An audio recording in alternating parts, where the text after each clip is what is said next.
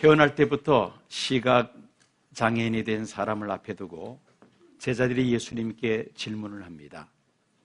이 사람이 맹인으로 난 것이 누구의 죄로 인함이니까? 자기니까? 그 부모니까? 나면서 시각장애인이 된 사람이 누구 죄 때문에 저렇게 되었느냐고 제자들이 예수님께 질문을 했던 것입니다. 선천적인 시각장애인이나 또 청각장애인 같은 경우에 그런 생각들을 많이 합니다. 부모의 죄로 장애인이 되었다고 생각하는 그런 경향이 있습니다. 왜냐하면 부모가 매독과 같은 그런 성병이 있으면 아기가 태어날 때에 눈이나 고막에 감염이 되면 시력을 잃어버릴 수가 있고 청력을 잃어버릴 수도 있다는 것입니다. 윤회설을 주장하는 불교에서는 전생에 지은 죄가 있어서 이렇게 장애를 타고난다고 그렇게 생각들을 합니다. 동서고금을 막론하고 이 장애를 죄와 연결을 시키는 경향이 있습니다. 그래서 제자들이 예수님께 그런 질문을 던졌던 것입니다. 그러나 예수님의 대답은 예상과는 달리 그들의 생각을 뛰어넘는 그러한 대답을 하십니다. 이 사람이나 그 부모의 죄로 인한 것이 아니라 그에게서 하나님이 하시고자 하시는 일이 있음이라고 말씀하십니다. 시각장애인의 눈을 예수님께서 뜨게 하시는 그런 기적을 나타내시면서 예수님이 곧 하나님이시라는 그러한 그 메시지를 사람들에게 보이십니다. 그에게서 하나님이 하시는 일을 나타내고자 합니다. 예수님은 미래지향적이었죠. 과거에 누구 죄 때문에 현재 이렇게 되었느냐, 그보다는 앞으로 하나님께서 그 사람을 통하여 하실 일에 포커스를 맞추었던 것입니다. 예수님의 제자들이 장애인에 대하여 편견을 가지고 있었듯이 우리들이 가지고 있는 이 장애인들에 대한 편견을 바꾸어야만 합니다. 장애인에 대한 편견을 바꾸기 위해서 가장 선행되어야 될 것은 이 장애인에 대한 이 언어 문제입니다. 이제는 우리가 사용했던 개역 성경을 보면은 병신이라는 그런 단어가 나옵니다. 또 우리 한국 그 문화재 가운데 병신춤이라는 것이 있습니다. 장애인에 대해 뿌리 깊은 문화적 편견이 깔려 있음을 우리가 엿볼 수가 있습니다. 그래서 우리가 지금 보고 있는 이 개정판에는 번역을 바꾸었습니다. 뭐라고 번역을 했느냐면은 몸 불편한 자, 그렇게 번역을 하고 있습니다. 그런데 아직도 우리 개역 개정판에 장애인에 대한 표현을 바꿔야 될 것들이 들어 있습니다. 맹인을 시각장애인으로, 또 귀머거리는 청각장애인으로, 벙어리는 농아인으로, 또는 언어장애인으로, 안전병이 전원자는 지체장애인으로 앞으로 아마 번역이 다시 되어야 할 것입니다. 그리고 우리가 생각을 바꿔야 될 가장 중요한 것은 무엇이냐면은 장애인들도 우리가 전도를 해서 구원해야 할 대상이라는 것입니다. 이 생각을 우리가 반드시 가져야만 합니다. 우리나라 장애인의 비율을 약 10%로 잡습니다. 5천만 명 중에 약 500만 명이 장애를 가지고 있다는 것이죠. 그렇다면 우리 기독교인들 가운데서도 10%가 장애인이라는 말인데, 그러나 정작 우리가 예배를 드릴 때에 장애인들의 참석률은 10%가 되지 않습니다. 그것은 무엇을 우리에게 말하느냐면은 실제로 주일 교회에 나와서 예배 드리는 성도들 가운데 장애인들이 많지 않다는 것입니다. 즉 장애인들 가운데 예수 믿는 사람들이 상대적으로 적다는 말입니다. 그래서 우리는 이 장애인 전도에서 더욱더 적극적인 자세를 가져야만 합니다. 장애인들을 사회적으로 우리가 더 많이 배려할 수 있어야만 합니다. 미국이 선진국이라고 부르는 것은 바로 이 사회적 약자들을 더 많이 배려하기 때문이죠. 어느 목사님이 지체장애를 가지고 있는 그 여동생을 이제 미국으로 보냈습니다. 그런데 미국에 가자마자 대학에 입학을 합니다.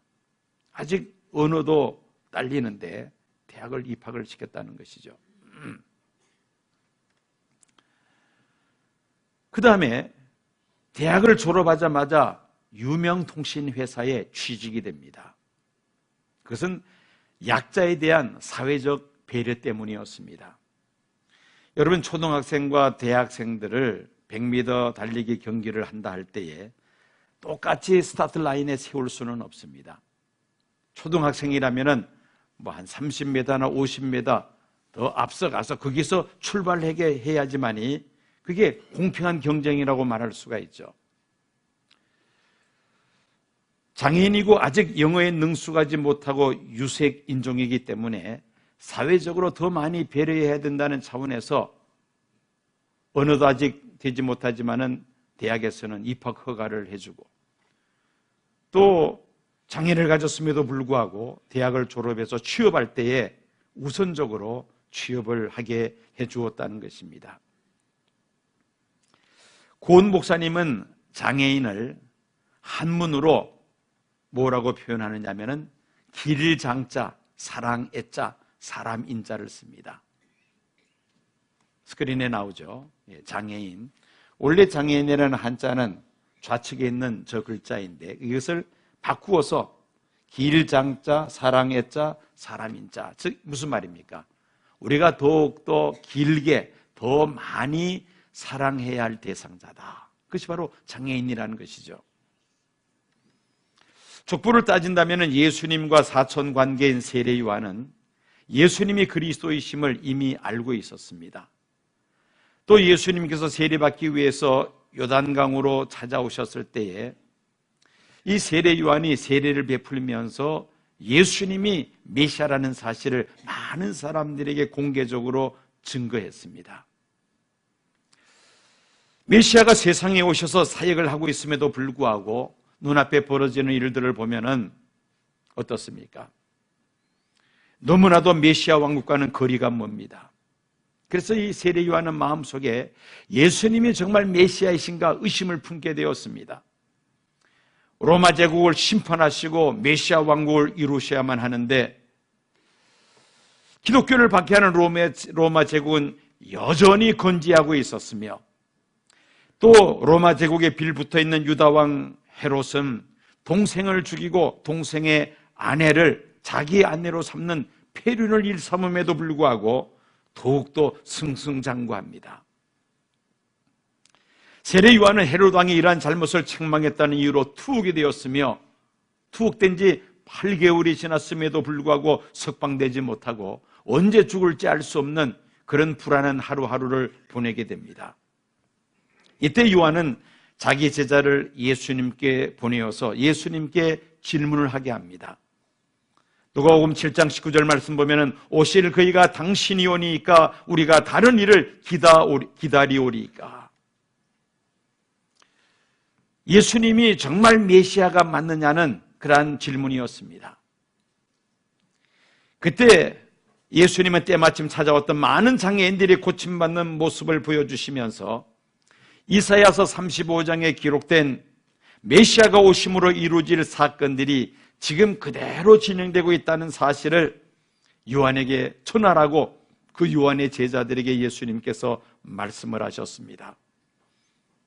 자신이 바로 이사야 선지자가 예언했던 메시아라는 말씀이었습니다. 사복음서에 의하면 3년간의 예수님의 공생의 기간 동안에 가장 많이 하신 일이 무엇이냐면은 병든 자들을 고쳐주시고 또 장애인들을 고쳐주신 것이었습니다. 예수님의 공생의 절반 정도가 장애인들과 함께하는 삶이었습니다. 예수님은 장애인들에 대해서 특별한 관심과 애정을 갖고 계셨습니다. 그러므로 우리들도 이 장애인에 대한 생각을 바꿔야 하겠다는 것입니다. 장애는 크게 신체적 장애와 정신적 장애, 그렇게 크게 둘로 구분합니다.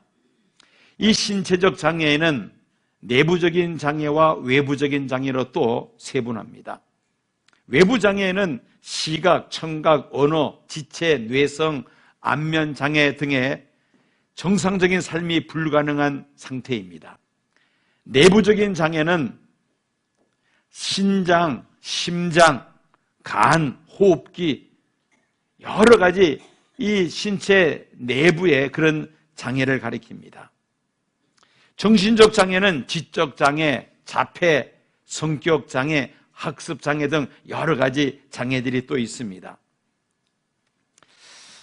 자, 이렇게 장애를 신체적 장애, 정신적 장애로 그렇게 우리가 구분해서 설명을 하는데, 사실은 이 신체적 장애와 정신적 장애보다 더 무서운 것이 있습니다.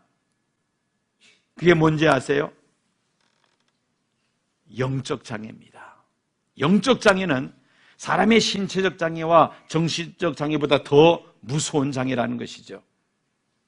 이 세상신이 사람들의 마음을 혼미케 하므로 시각과 청각과 정상적인 두뇌와 멀쩡한 사지를 가졌지만은, 그러나 그 마음이 강팍해져서 살아계신 하나님을 알지 못하고 믿지 못하는 사람들인 것입니다. 눈이 있어도 하나님이 살아계심을 바라보지 못하며, 귀가 있어도 하나님의 말씀을 듣지를 못합니다. 또한 머리가 있어도 하나님의 말씀이 이해가 되지 않습니다. 심령이 있어도 하나님의 사랑을 느끼지를 못합니다. 이것은 영적 장애라고 말할 수가 있습니다. 신체적 장애는 불편한 따름입니다마는, 그러나 영혼을 죽이지는 않습니다. 영적 장애는 영혼을 죽이는 그런 결과를 초래하죠. 때로는 신체적 장애로 인하여 영적인 눈과 영적인 귀가 밝아지는 사람도 있습니다. 건강할 때는 하나님이 살아계심을 알지를 못했으나 그 신체 장애를 입으면서 영적 눈이 뜨여지고 영적 귀가 열려지더라는 것입니다. 영혼이 건강해지면 신체적 장애를 우리가 쉽게 극복해낼 수가 있습니다. 몇 년 전에 돌아가신 김용우 박사 같은 경우에, 그분은 시각 장애인으로서 그 신체적 장애를 딛고 미 국무부 차관보까지 지낸 분이었습니다. 한국인으로서는 미국에서 최고의 고위직 공무원으로 그렇게 일했던 사람입니다. 그분의 아들도 또 오바마 정부 때에 차관보를 지내죠. 장애는 불편한 따름이지 이 외적인 장애가 내적인 우리 사람을 정복할 수는 없는 것입니다. 사람이 영적으로 건강해지면 이 육체적 장애를 쉽게 극복해낼 수 있다는 말입니다. 스웨덴의 레나 마리아라는 여성이 있습니다. 이 사람은 두 팔이 없는 그런 장애를 가지고 태어났습니다. 그런데 팔이 없지만은 물고기처럼 물속에서 자유롭게 수영을 합니다. 스웨덴 장애인 대표 국가 수영 선수였습니다. 그녀는 팔이 없는 그 몸에 쇼를 걸쳐 입고 나와서 복음 성가로 하나님 앞에 영광을 돌리는데, 이분이 찬양할 때마다 많은 사람들이 은혜를 받습니다. 비록 육체의 장애가 있었지만은 오히려 신체가 건강한 사람들에게 하나님의 은혜를 전하는 그런 훌륭한 복음성가 가수가 되었다는 것입니다. 그녀가 신체 장애는 갖고 있었지만은 그녀의 영혼에는 아무런 장애가 없었다는 말이죠. 문제는 우리의 영적 장애입니다. 살아계신 하나님을 알지 못하며 하나님의 은혜를 깨닫지 못하고 감사하지 못하는 이 영적 장애가 더욱더 심각한 문제라는 말씀입니다. 예수님께서 경고하십니다. 이 영혼의 장애가 신체적 장애보다 훨씬 더 위험하다는 말씀을 하셨습니다. 마태복음 18장 8절 9절 보면은 만일 내 손이나 내 발이 너를 범죄하게 하거든 찍어내 버리라. 장애인이나 다리 저는 자로 영생에 들어가는 것이 두 손과 두 팔을 가지고 영원한 불에 던져지는 것보다 나으니라. 만일 내 눈이 너를 범죄하게 하거든 떼어내버리라. 한 눈으로 영생에 들어가는 것이 두 눈을 가지고 지옥불에 던져지는 것보다 나으니라. 육체적 장애를 가졌다 할지라도 자신의 죄를 회개하고 예수님을 구주로 영접하면 영생을 얻는 줄로 믿습니다. 사지가 멀쩡하더라도 회개하지 않고 예수님을 구주로 영접지 않는다면 그 사람은 영원히 멸망할 수밖에 없는 것입니다. 비록 육체의 장애가 있다 할지라도 천국에 들어가는 것이 육체적으로 건강하면서도 하나님을 알지 못해서 지옥으로 던져지는 것보다 낫다는 예수님의 말씀입니다. 우리의 육체의 장애가 있다 할지라도 그리스도 예수 안에서 죽은 자들이 먼저 부활하며 살아남은 자들이 변화하여 예수님을 영접하는 예수님의 재림의 날에 완전한 몸으로 더 이상 우리는 육체의 장애를 볼 수가 없게 될 줄로 믿습니다. 우리의 영적 장애, 자신의 죄를 회개하고 예수님을 구주로 영접하면 하나님은 우리의 모든 죄를 깨끗하게 용서하시고 우리의 영적 그 모든 병들을 깨끗하게 고쳐주실 줄로 믿습니다. 예수님을 믿으면 우울증과 열등감과 그리고 미움과 시기와 질투와 분노가 다 사라지게 됩니다. 우리의 그 영적인 병을 깨끗하게 치유받게 될 줄로 믿습니다. 그리고 우리 마음에 기쁨과 감사의 찬양이 넘쳐나게 될 줄로 믿습니다. 예수님은 우리의 육체와 우리의 심령을 온전케 하시는 분이십니다. 이사야서 35장 5절 6절 말씀 보면은 예수님께서 다시 오실 때에 일어날 일들을 이렇게 노래하고 있습니다. 그때 맹인의 눈이 밝을 것이며 못 듣는 사람의 귀가 열릴 것이며 그때 저는 자는 사슴같이 뛸 것이며 말 못하는 자의 혀는 노래하리라고 말씀하고 있습니다. 요한계시록 7장 9절 말씀 보면 예수님께서 다시 오실 때에 구원함을 받는 아무라도 셀 수 없는 큰 무리의 성도들이 흰 옷을 입고 찬양하는 그러한 모습을 볼 수가 있습니다. 이 일 후에 내가 보니 각 나라와 족속과 백성과 방언에서 아무도 능히 셀 수 없는 큰 무리가 나와 흰 옷을 입고 손에 종려가지를 들고 보좌 앞과 어린 양 앞에 서서 큰 소리로 외쳐 이르되 구원하심이 보좌에 앉으신 우리 하나님과 어린 양에게 있도다 찬양을 하고 있습니다.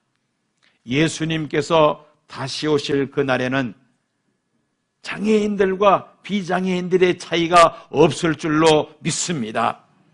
우리 모두 다 온전한 사람으로 변화하고 부활하여 다시 오실 주님을 영접할 뿐 아니라 하나님 나라에서 영원히 우리가 복된 삶을 누릴 줄로 믿습니다.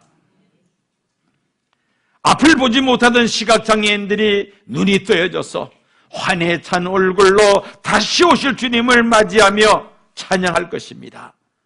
말을 하지 못하던 청각장애인들과 농아인들은 입술을 열고 다시 오실 주님을 마음껏 목이 터져라고 찬양하게 될 것입니다. 뇌성마비로 몸을 제대로 가누지 못하는 지체장애인들, 예수님 다시 오실 때 춤을 덩실덩실 추면서 다시 오실 주님을 맞이할 줄로 믿습니다. 반신마비로 휠체어를 타고 다니는 지체장애인들, 그날에는 몸이 온전하게 되어서 휠체어에서 일어나서는 두 발로 뛰면서 두 손으로 다시 오실 주님을 영접할 줄로 믿습니다. 한 살 연령밖에 되지 않는 지적장애인들도 그때가 되면은 온전하게 되어서 가장 먼저 예수님을 알아보며 기쁨으로 다시 오실 주님을 맞이할 줄로 믿습니다. 나병으로 몸이 일그러졌던 몸을 감추고 다니던 사람들은 그날의 몸이 온전하게 변화되어서 앞장서서 다시 오실 주님을 기쁨으로 맞이할 줄로 믿습니다. 그날에는 모든 장애와 질병과 고통은 다 사라지며 온전한 몸으로 변화해서 다시 오실 주님을 맞이할 줄로 믿습니다. 이 믿음을 우리가 가지고 있다면 결코 장애인들을 차별할 수 없다는 것입니다. 장애인들을 무시할 수 없다는 것이죠. 똑같이 예수 믿고 구원받아야 할 대상자라는 것입니다. 추수감사주의를 맞이했습니다. 우리는 2017년 한 해 동안 우리에게 베푸신 그 은혜와 사랑을 하나님 앞에 깊이 감사하며 찬송하며 영광을 돌리기를 원합니다. 특별히 금년은 장애우들과 함께 하나님께 감사 찬양하면서 오늘 오후 예배 또한 드리고자 합니다. 지금은 몸과 마음이 힘들고 불편한 일이 많지만 예수님 다시 오심으로 우리의 부족함과 우리의 연약함을 온전하게 하심을 믿음의 눈으로 바라보면서 하나님 앞에 기쁨으로 감사하며 영광을 돌리는 추수감사절이 되시기를 축원합니다. 지금은 우리 주 예수 그리스도의 은혜와 아버지 하나님의 극진하신 사랑과 성령님의 감동감화 충만 역사하심이 2017년 추수감사주의를 맞이하여 하나님께로부터 받은 그 은혜와 사랑을 감사하며 특별히 장애우들과 함께하는 추수감사가 되기를 바라는 이 자리에 머리 숙인 사랑하는 성도들과 시온교회에 속한 모든 믿음의 원속들과 이 땅에 거하는 하나님의 백성들 위에 지금부터 영원까지 함께 하옵시기를 간절히 축원하옵나이다. 아멘.